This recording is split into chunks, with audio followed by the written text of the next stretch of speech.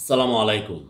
ইতিমধ্যে আপনি যদি বাজারে খবর রাখেন কিংবা বাজার করেন, ডিম ৳৫৫, পেঁয়াজ ৳৬৫-৭০, আলু ৳৫০-৫৫। এখন যদি আপনি যান, আ আমি বিবরণে যাওয়ার আগে একটু শিরোনামটা বলে রাখি। ভোক্তা অধিকারের ডিজি একটা সম্মেলনের ভাষণে তিনি বলেছেন যে, ব্রয়লার মুরগির সিন্ডিকেট থেকে কর্পোরেট কয়েকটা প্রতিষ্ঠান প্রায় ৳৭০০ কোটি নিয়েছে এই রমজানের আগের রমজানে। কিভাবে নিয়েছে সেটা বলছি। তার আগে এই ব্যাখ্যাগুলো বলি। এখন খামারি ভাইদের বক্তব্য যদি আপনি শোনেন, তারা বলবে যে, "ভাই, আমাদের তো এখনো লস হচ্ছে কিংবা কোনো রকমে লাভ হচ্ছে।" কারণ কি? তাদের খরচ বেড়ে গেছে। ৳১৭০০ র যে খাবারটা ছিল, একজন কমেন্ট করছিল, এক ভাই লিখছে ৳২৯০০।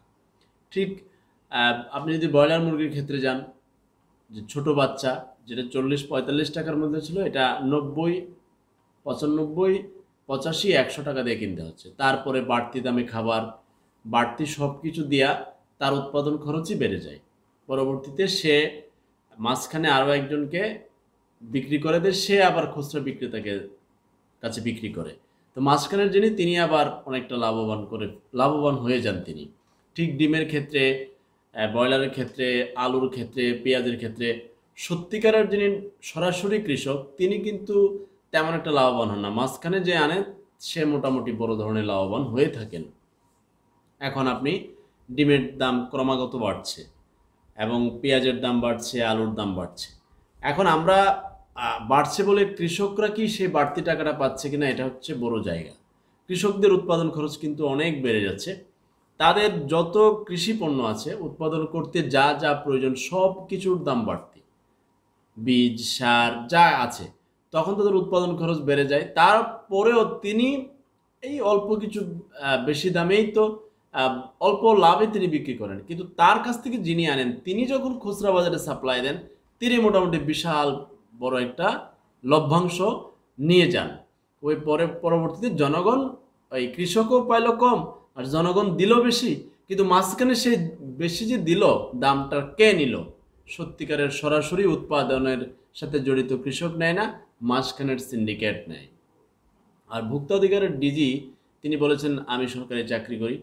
আমার হাত পা অনেক নিয়মের মধ্যে বাধা আছে। সবকিছু ইচ্ছে করলে বলা যায় না।" তবে তিনি বলছেন, "আমরা এই রমজানের আগের রমজানে ব্রয়লার মুরগির একটা রেট নির্ধারণ করে দিয়েছি। কর্পোরেট সাম্রাজ্য যারা আছে এই ব্রয়লার সিন্ডিকেটের, তাদেরকে ডেকে পরবর্তীতে তারা এই নির্দেশনা না মেনে অতিরিক্ত দামে বিক্রির ব্যবস্থা করেছে এবং ক্যাবের হিসাব অনুযায়ী প্রায় ৳৭০০ কোটি নিয়ে গেছে এই সিন্ডিকেট।" এখন এই সিন্ডিকেটের কাছে, সিন্ডিকেটের শক্তি কোথায়? সিন্ডিকেটের ক্ষমতাটা কি? এবং সিন্ডিকেট কিভাবে এই মানে এই অব্যবস্থাপনাটা তৈরি করে কোটি, কোটি টাকা নিয়ে যায়? এখন তাদেরকে থামাইতে গেলে তাদের নৈতিক শিক্ষার কোনো বাণী যদি কেউ পৌঁছে দিতে পারে, যে, "রে ভাই জালাল, এরে ভাই আলাল, তোর আর কত কোটি টাকা দরকার? তুই আর কত কোটি টাকার মালিক হলে সিন্ডিকেট থেকে দূরে যাবি? তুই কি এত টাকা ভোগ করতে পারবি?" এরকম বাণী ছাড়া তাদেরকে থামানোর তো আর কোনো রাস্তা আপাতত দেখা যাচ্ছে না। যার কারণে ক্রমান্বয়ে বাড়ছে। এখন মুরগির খাবারের দাম যদি না কমে, তাহলে আপনার ডিমের দাম কমবে না।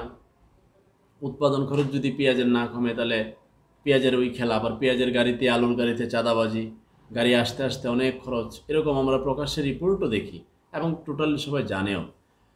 তো এভাবে আসলে জনগণকে কষ্ট দেওয়া সিন্ডিকেট সাম্রাজ্যের লোকজন খুবই বাজে।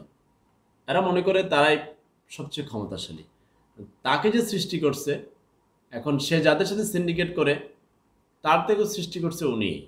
এখন এভাবে করিয়েন না। ভাইবেন যে ক্ষমতাশালী আরো একজন আছে। আল্লাহ হাফেজ।